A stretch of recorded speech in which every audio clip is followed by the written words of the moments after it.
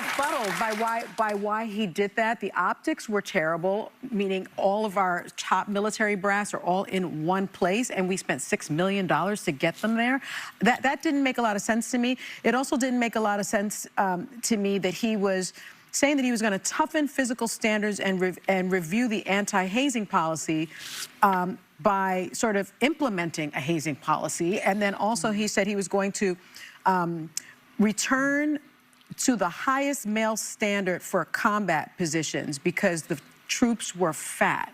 Yeah. I don't understand how that was supposed to be an uplifting message for our military. Maybe he was referring to Colonel Sanders. It was really a bizarre thing. He started talking about woke DEI policies. By the way, there are no gender quotas in the military. By the way, he fired more than a dozen military leaders, many of them people of color and women. He fired the chairman of the Joint Chief of Staff, General Charles Brown Jr., who is African-American. Yeah. He fired the first woman to command the Navy, Admiral Lisa Franchetti. I don't understand the sort of hypocrisy of firing these people, having all these people meet together and then denigrating them. But did you look at it? They're looking at him like he has two heads. Well, they didn't applaud the beginning of that clip you just saw. The president President Trump said, if you want to applaud, you applaud. If you don't like what I'm saying, you can leave the room. Of course, and then you heard the rest. There goes your rank in your future. But by the way, every one of these men and women in this room has been taught the entire time they've been in service that it is apolitical. You're not right, left, you're not red, blue, you're not Republican, Democrat.